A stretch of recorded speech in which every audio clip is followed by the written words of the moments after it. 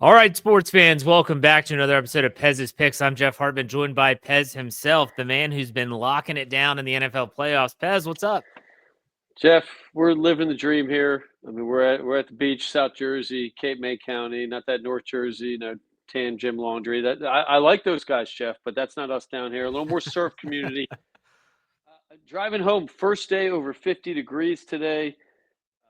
We're going to be golfing again soon. There's still snow on the ground, Jeff. This is the longest January I can remember in the 2000s, whatever we call this. We've never had a January this cold. It's been shockingly cold. The sun's out. Birds are winning. We're over 70% on our playoff NFL bets so far. We're at 5-2. You want to throw that prop play in, but we're not going to be greedy, Jeff. We won't count them, but we're rolling. I think our system's dialed in as tight as it's been in 2 years right now, and we've got a lot of rationale about our play and our lean. Let's let all the tension out, Jeff. We're going with the Birds. Does this look like a homer play? I got the Kelly Green tuxedo on. Absolutely. I'm begging everyone. Well, I'm hoping people believe us. We're here to win money for everybody. Instead of betting prop plays and parlays, we're here to pick winners. And the Birds are a data-based. I don't want to say lock, Jeff. We're going to wait for that next week. But we're looking at numbers right now that tell a different story than 2 years ago, and we're excited to talk about it. We're excited to get this game going, but we got to calm down, right? We got Pebble Beach this week. We got some good golf to watch. I talked with him today, Jeff. I think our fifth or sixth string punter from JMU 20 years ago, I think that guy could break 80 at Pebble Beach. We're not sure about the layout. He's got about 285 off the tee. The kid's got some game. We're trying to get a late entry in there, FFSN, maybe shoot us out on our company jet. I think that kid breaks 80. The guy's about a 4 or 5 handicap. I think he's a 4, Jeff. I think he's a little humble. So we got a lot going on. We're happy. Got a lot going on. Let's not get ahead. Wait. Let's not get ahead of ourselves. We are going to talk about the Super Bowl. We're going to talk about why the early line is having us lean towards Philadelphia in the Philly versus Kansas City Super Bowl coming up in a week. Next week, we will be having a full-on, we did this last year prior to the Super Bowl, a full-on like Super Bowl extravaganza where we're going to be giving you plays out the wazoo. And so make sure you're in tune for that. But before we even look ahead at that Super Bowl, let's look back at the conference championship weekend. We had 2 plays. Let's start with your Birds. They were spotting the Commanders 6. And there was a time in this game, even in the first half, where it was tight. And I'm wondering, okay, is Jaden Daniels going to keep this team in it and at least, vying for a chance to cover? They just turned it over at inopportune times, and the Eagles took advantage. What do you think about that, Pez? You hate to pat yourself on the back, Jeff, but every gambler, we love doing it. So we predicted a Jalen Hurts big game. We predicted an A.J. Brown big game. The Commanders, we look at first quarter score, 14-3. Halftime, we're up 27-15. Within a score a couple of times. I don't think the game was ever in doubt. Commanders could not run the ball. I mean, when we look at the box score here, I mean, they came in 99 total yards rushing. If you take Daniels out, I mean, they had under 50 yards rushing, 51 yards, I guess, 51 yards. So that's about the averages that we saw in the first 2 outings. Jalen Hurts, I got beat up for it. I got beat up for my friends around here, Jeff. They want to dump this guy. They're telling me Daniel's better quarterback. Maybe he's good. Rookie quarterbacks don't win 3 road games in a row in the playoffs. They don't make it to the Super Bowl. It was their 4th playoff game. I thought this Eagles game was a layup. Jeff, I don't want to brag. We won some money, my wife and I. We hit Atlantic City last week. We loaded up a little bit. I thought this was a layup. I thought that line was off. I thought the Birds should have been about an 8-point favorite. When you look at what they do defensively, if you can't run the ball, then that changes the entire dynamic. And I know we talk a lot about the quarterback-based system that we use, and it's a quarterback league, but you have to run the ball. You look at the Chiefs, a little bit of an enigma right now. They're not running the ball well, but it's the Chiefs. But you look at defense and running. Without those 2 things, you're a wild card. It's tough to predict, tough to bet money on you. Daniels scrambling again, 1 pick. I thought the Birds had a masterful game plan. A lot of attention on the offensive play calling last week. It appeared that they finally kind of got it together. Headline out today, maybe our offensive coordinator going to the Saints. I wouldn't be surprised if this happens. If that's the case, that'll be 12 offensive coordinators that Jalen Hurts has had, college and pro. 12 in 10 years, Jeff. I mean, it's insane. This kid is winning games at the level he is. I put this out, I think, on Twitter, and I've talked about it. Jalen Hurts since 2021, second most winning quarterback in the NFL behind Mahomes. Mahomes is about 78% winning. Jalen Hurts about 0.71% winning. Then behind him, we've got Josh Allen and Lamar. Am I suggesting Jalen Hurts is the second best quarterback in the league? I am, Jeff. And am I saying he's the best thrower? Of course not. I mean, this kid, I'd say he's an above average thrower, especially down the field. But when you throw in his running game, you throw in his mind, he does not turn the ball over.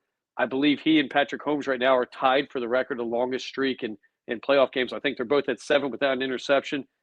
That's winning ball games. Once you throw that interception, if it's a one-score game, you're dropping your chance of winning that game for your team down to 38%. You throw a second one, we're in the teens. Neither of these guys do that. I think Jalen, one of the smartest quarterbacks I've ever seen. This guy does not turn it over. He's not a stat-hungry guy. If he's going to throw for 120 and win, he's happy.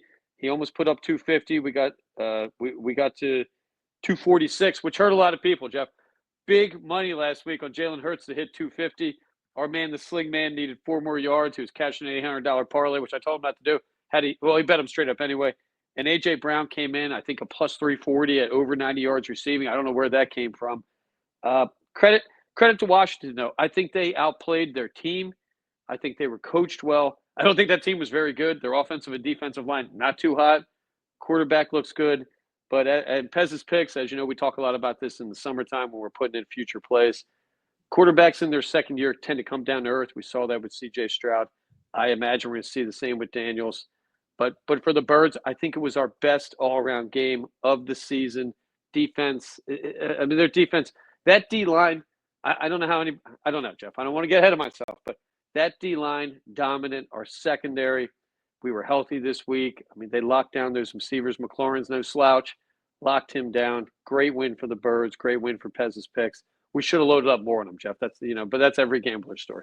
That's true. All right, let's go to the second game. The Kansas City Chiefs Buffalo Bills, a really exciting game in the nightcap, marred by conspiracy, we'll put it that way, in terms of the officiating. And I'm curious to think, too, from a bettor's perspective, it's going to be tough to go against Kansas City knowing how the games are called when they're in it. It's just a fact of life. Like, you can say I'm a tinfoil hat wearing conspiracy theorist in this regard, and I'm fine. I'll wear that tinfoil hat all day and all night. But you cannot deny that they get calls. And a lot of times those calls equate in points. Point in case, the Xavier Worthy would-be catch. Set him up at the 2-yard line. That's points. You talk about Josh Allen not getting the yard to gain when he actually did. They go down and get points. That's points. In terms of betting, that's a risk, is it not? 100%. And I'd say instead of a conspiracy, this is what you get in sports. When you're the champ, you deserve those calls, right? I mean, heavyweight champ of the world, they're going to get a draw fight. They're going to get the decision. Tom Brady got these calls. They've earned these calls in a way, is what I'm suggesting. I'm not saying it's fair. No, but, they know the game so well at this point. Mahomes knows how to flop. Kelsey knows how to use his body, right? And, that call with Worthy, I don't know what happened there, Jeff. You guys had one hand on the ball, and it clearly hit the ground. Yeah. In my 50 years of watching football, when the ball hits the ground, that's no catch.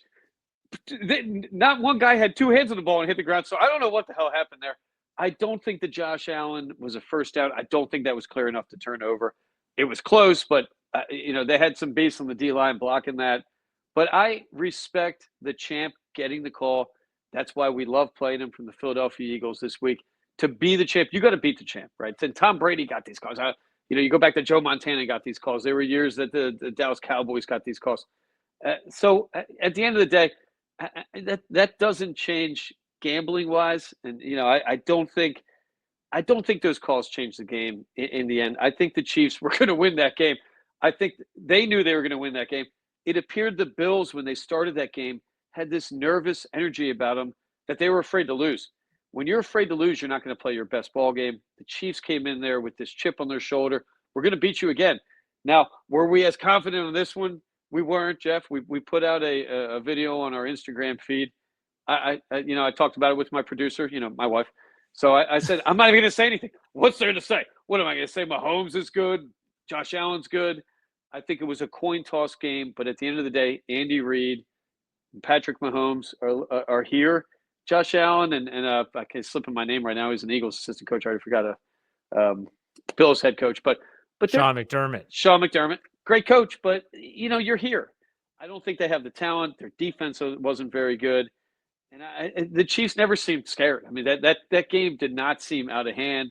When you punch the numbers, we're on to something here. Patrick Mahomes, he's doing it without a strong running back. Pacheco's down. I don't know what's wrong with that kid. I guess he's hurt. He's playing. They just are playing Kareem Hunt over him. And Kareem, not the guy he was, prior to all the trouble he got into. If you take away Mahomes running, I mean, they're putting up about 90 yards rushing. So, I think Buffalo panicked a little bit. I think that team looked a little bit nervous. I don't think they gave Allen the weapons to win this year, right? I mean, he didn't have receivers. So without legitimate wide receivers, you can focus on him. You can focus on the run. And, when you look at their numbers, you kind of feel bad for Josh Allen. Cook does put up 85, but, only on 12 carries. I think he only had 4 carries in the first half. I saw the Eagles go through situations like this where I think for the moment, coaches get caught up in it too, right? You got to remind yourself, hey, man, I got to feed this guy the ball. And I don't think that happened. And, and I heard, was it Brady or Romo? Whichever Hall of Famer. Romo. They kept saying, Dalvin Cook's not getting the ball. But then he kept saying, you got to put it in Josh's hand. I think they needed to kind of give Josh a little bit of help. And, at the end of the day, I think the 2 best teams are in the Super Bowl, right? I think the Chiefs, without a doubt, were the best AFC team, 15 wins. And I think the Birds right now are the best team in the league. They're coming into this Super Bowl, number 1 covering team in the league, 13 covers. I mean, that's unprecedented. Their margin of victory, 10.5 points a game. They're coming in at a plus 6.2 against the spread. These are gambling, anomalies. We really don't see a lot. Kansas City coming in, only covered 9 games. Their margin of victory, 3 points a game. Against the spread, Kansas City's coming in negative 0.5 points. So I think, and we're going to talk about this a little bit, the 2 best teams are playing, and on paper right now, the Philadelphia Eagles are the best team in the league and should be the favorite. And call it a conspiracy, call it what you want, capitalism, what you want. I don't think this line's right, Jeff. This line is off.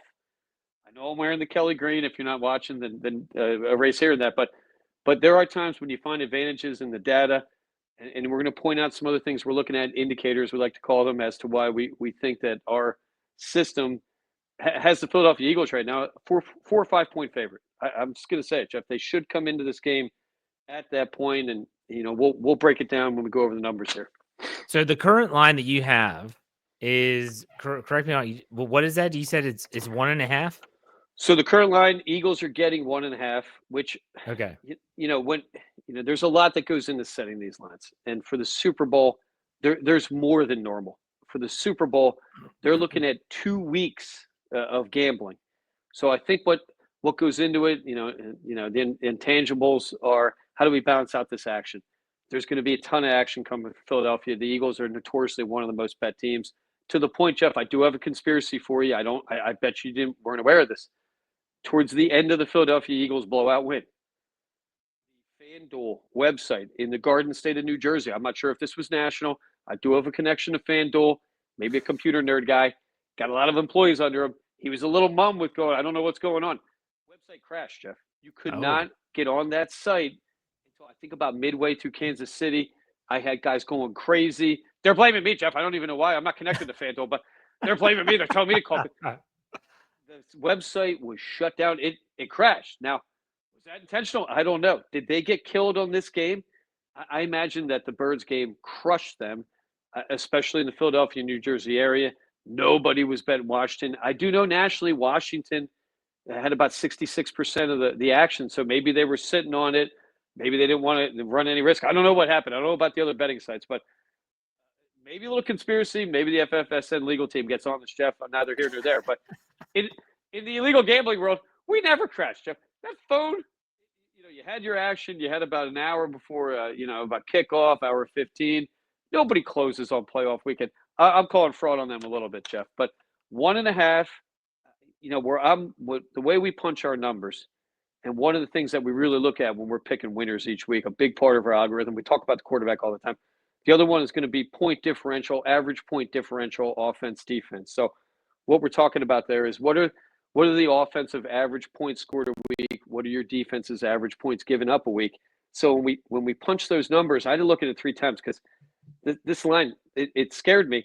The Birds are coming in with a +6.5 differential over the Chiefs, meaning they should be favored, Jeff. I mean, you could argue they should be a 6-point favorite. Now, we'll throw in some intangibles. Patrick Mahomes, Andy Reid. They've won 2 in a row. Maybe even give 2 points for that, maybe 3. I think the Birds should be a 3 or 4 point favorite, even if you're giving the nod to the champ and Mahomes and Reid. I don't know where this line's coming from. When we look at the data, Birds have a better defense. Birds have a better running game. I'll give the Kansas City Chiefs quarterback. I'll give them coach. Birds have better receivers. So I don't know where this line's coming from, but why we're putting this pick out this week, Eagles right now at +1.5, I think is a huge discount. I think you're getting a field goal for free at least. I wouldn't be surprised if this line comes down. We're close to even by kickoff, maybe even the Birds giving a point. I would not be shocked, but who knows? We'll have to wait and see what action comes in. Couple injuries. We've got Dickerson for the Philadelphia Eagles, and we've got a little bit of knock in Kenny Gainwell, our backup running back, but I don't think they're changing the line much. So Birds -1.5. I think it's the best deal you're going to get 10 days out from the game. I imagine that line's going to change. I think it has to. Okay, so I mean, it's a pretty slim margin, anyways. But if you're an Eagles fan and you're someone that thinks the Eagles are going to win, you'd be stupid not to take the points, either way. And so, especially and we talked about this before we hit record, you're expecting the line to shift. So it's going to be interesting. And next week we'll have an updated line. But I think it's important to note that you're telling people to take this line now if you can. And if the line shifts, and let's say the Eagles are giving a point, that could change things. And we'll talk about that next week. But injury-wise, both of these teams don't really have a lot of big-name players on the list. They seem to be relatively healthy for this time of year. Yeah, we lost Nakobe Dean, kind of a heart and soul middle linebacker guy. Maybe a miracle comeback for him, but we're not counting on him too much. But I think, you want both teams healthy. And I think right now coming in, you couldn't ask for healthier teams coming out of the playoffs in a regular season. When we look at 2023, 2 years ago, Hurts comes in with over 300 passing yards, 27 for 38 and a touchdown. He ran for 70, 3 touchdowns. He literally didn't have a running back in that game. Mahomes came in 182. He threw for 3. The big thing that we're seeing a little bit different this year, Pacheco, of course, I watched that game a couple of times. That guy ran hard, 76 yards. He punched one in. He hit the line, kind of like Saquon hits the line, punishing to tackle that kid. And we're not seeing that right now. What part of the reason why we're having this rationale for the Birds in this line, when you look at indicators, which and I know Warren Buffett, he comes out with his list for stock investing. So prop plays can be indicators. Hurts to throw 2 TDs in this game, 2 TDs or more. Which if you looked on FanDuel, it's going to be 1+ TD, so 2 TDs or more. He's coming in -320. That tells us there is a very good chance that Jalen Hurts throws 2 or more touchdown passes. I know Saquon's going to get yards. So right off the bat, we're at 14 points for the Birds. When we look at Harrison Butker, the kicker for the Chiefs, his over-under on total points scored, that's 7.5. That's a lot of points. In the last Super Bowl, I think he kicked 1 field goal. So that tells us to take the over, you're laying -120 right now, over 7.5. To take the under, you're laying -110. So they expect Butker to have more than 7.5, 8 points, which tells us red zone scoring, touchdown wise, could be down for the Chiefs and should be up for the Philadelphia Eagles. When we really dig the data, if you look at red zone efficiency, the Philadelphia Eagles, without a doubt, have a much better, especially in the last 3 games. They have close to 100% touchdown efficiency rate in the red zone, and there's a far drop off with the Kansas City Chiefs. They're winning games, but they're not covering games, which means they're winning close games. I keep hearing about their streak on 1-score games. That's great, but that means you're not covering. That means that game's still up in the air. When we throw in that point differential, I think the Philadelphia Eagles and the indicators right now scream a discount at +1.5. I think them getting any points is a great discount. Buy that up to 2 even, and I think that's a solid play right now. All right. And you had mentioned, and I'll let you clarify this. people that want to know what prop plays to, leans and stuff like that, make sure you check out Pez's picks on social media. It's at Pez's picks for Instagram and Twitter and X. But you're thinking about doing a prop play leading every single day leading up to the Super Bowl. We're going to have the Kevin Malone 10,000 to 1 bet, Jeff. And we talked off camera, and I don't want to let it out yet, but there's a good indicator: 10,000 to 1. Kevin Malone from the office bet. We're going to be laying money on it, and I think we have a better chance than we had last year. Having said that, we already put out one prop play, and I don't know where this is coming from. I think we put this one out. AJ Brown is plus 175 right now to be an anytime touchdown scorer. Love it, Jeff. Love it, right? I mean, this guy, if we go back to the last Super Bowl, combined 190 yards from Devontae Smith and A.J. Brown. I think combined 3 touchdowns. So A.J. Brown coming on. Philadelphia Eagles passing game. It was their best game arguably all season last week. The field was more open. Jalen kind of went through reads a little bit quicker is what we're getting in the local Philly, kind of analysis of this game. And A.J. Brown, I mean, this guy, he loves to block. I think Kansas City is going to have to focus on the run. I think we're going to get 1v1 coverage on the outside.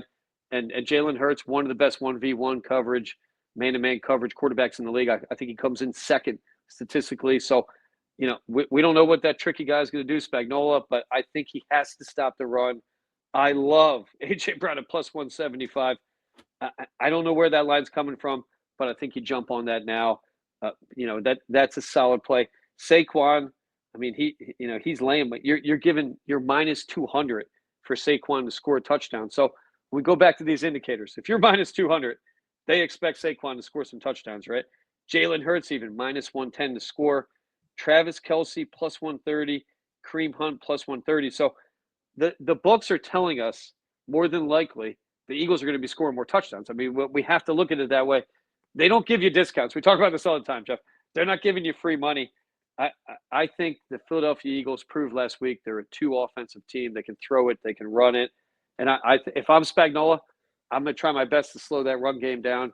I think that bodes well for A.J. Devontae Smith in this game. And I think that bodes well for Jalen Hurts to kind of seal the deal, right? I mean, this guy, he's been a champion for us, Jeff. And, this kid, 2 out of 3 years get to the Super Bowl. We are pumped to play Mahomes. I wouldn't want it any different right now. So next week, like I said, we're going to have a full Super Bowl extravaganza for you. We're going to be pulling out all the stops for the Super Bowl in terms of our picks, our plays, prop bets, all that fun stuff. But, I'd be remiss to not, because to leave football for a second. I mean, my gosh, how do we not talk about golf? I mean, Unreal. like you said, Pebble Beach, Scotty Scheffler, he's back plus 400. You biting on that? Jeff, how could you not? I mean, I know. This guy got arrested and he ends up making the cut. What, a little hand surgery? They probably cut a fingernail on it or something. Last week, Jeff, to talk about this golf, Dottie Pepper, if you're not a golfer, and a famous golfer, she's on the course. She called these guys out. Harris English, what, 6.5 hour final round. What are they thinking? That's not all him, though. It's people in front of him, too, taking forever. Probably true. It's the whole course is backed up because it takes one guy like Patrick Cantlay to play in 5.5 hours. Now everyone after him is slowed up, too. Can't we send him to live? I mean, there could be a more unlikable American golfer than Cantlay. This multi-millionaire complaining he doesn't get pocket change for the Ryder Cup. Let's mail him to live or wherever the hell he wants to go play. How great we're getting Torrey Pines. Kind of shocking. Speaking of weather, I think they had 4% humidity on Torrey Pines on Thursday and Friday. I don't think I've ever been in 4% humidity. I don't know what that is. The ball was rolling in 15-mile-an-hour winds off the green. So credit to the course, Torrey Pines. I've driven by it. They didn't let me on, Jeff. I don't know what happened, Jersey guy, but I've seen it. Unbelievably stunning course. Pebble too. I love Scheffler this week. How could we not? I mean, how could we not love him? I think Jason Day, a good long shot too. He's been playing some good golf. I think I've been calling his name for the last 2 years. So Jason Day, not a bad long shot. I'm guessing we're getting good odds on him. I don't have him in front of me right now, but Jason Day is, excuse me, he is playing good golf so far this season. He didn't play particularly well. That tournament last week was so nuts with the wind at Torrey Pines. It was a Wednesday to Saturday tournament. dudes were puking on the course. There's this bug going around in the Sure. locker room. Ludwig Oberg shoots 9 under in the first round and finishes 7 over because he was literally yakking on the course in between Yeah. shots. Like, a norovirus or something going, which like bodes that. well for Scheffler. Scheffler hasn't played in months. That's true. He hasn't been out there. Fresh. Could he win 7 wins again? I don't know, Jeff. We'll probably get a number on that. Maybe not a bad bet. I think he's going for a Tiger record to get 7 wins or more in 2 consecutive seasons, I believe. Maybe a good play. Maybe a good long shot play. Well, and for me, like with no football this weekend, like this is a great tournament because you got a lot of guys. Like this is Rory McIlroy's first tournament of the year. Scotty Scheffler's back. Jordan Spieth, if you're a Jordan Spieth guy, he's in the field. Will Zalatoris, Justin Thomas, all of them. And I've Colin Morikawa. The only one that's not is Xander Schauffele, who's injured. But other than that, it's a full field event. And of course, you can play. I think it costs you about $300 to $500. But I love watching public courses. California life. I mean, I know they went through hell, and that's a tough weather state to live in. But yeah, but you're going to see people on the beach. You're going to see people, hang gliding. I mean, and then I can't think of his name. He did the football game with Romo last week. He's got a house. Jim Nance. He's got a house on the course. What is he? What did he marry into money or something? Do you know how much money? Do you know how much money CVS pays him? Because he does work all year. So he does football. He has the A squad with Tony Romo. He does NCAA basketball when football's over, and he does golf every weekend. He signed like a multi-million-dollar contract a few years ago. This dude's rolling in it right now. I think we need an FFSN Pebble Beach commentating team, Jeff. I think we could get out there. We need a tent. I'm going to contact the CEO when we're done recording. I believe Nance has a par 3 in front of his house. He does. Where famously there's a hole-in-one plaque. What a dream! What a dream! Yeah. Right? After this Super Bowl, I think we're going to have the money, Jeff. I think we can buy a mothership on Pebble. I'm going to punch some numbers, and we're going to be looking at Zillow, and I'm going to find some houses for us. We're going big on the Eagles. I'll try and find some whack job parlay for these people. I get hounded on this. My man Legs has not hit a parlay all year, but here's something, Jeff. I think it's Hard Rock Casino. They offer, if you bet a 4 or 5 or whatever leg parlay, they offer a minimum payout, even if you miss one. It's the leg special. He's hit a few of those. So he loses, but they pay him. That should tell people something about the parlay scam going on in this country right now. If they're paying you for losing bets, you got to look in the mirror and you got to check yourself a little bit here. 50-50 on win-loss bets. When you get into a parlay, I mean, you're dropping down to 1%. So that's true. My man Legs, I'm pulling for him. I think this is going to be his Super Bowl. All right. Well, Pez, I don't know what you're doing this weekend. Enjoy the golf. Go out there and enjoy the weather if it's warming up in New Jersey. But any final thoughts? Let's take a break, Jeff. Let's get out. Let's take some walks. I'm back doing yoga again, a little vinyasa, which is a lovely opportunity to spend time with my wife. And I tend to be the only guy in there, Jeff. So it's a wonderful experience. But vinyasa yoga, as you get into your 40s, phenomenal for the body, the mind. And they tell me I'm working out. I find it remarkable, Jeff. So I suggest let's meditate. Let's get through this weekend. Let's keep the smiles on the face. Absolutely. Make sure you check us out next week for that Super Bowl extravaganza. In the meantime, Pez, enjoy your weekend, man. We'll talk next week. Let's go Birds.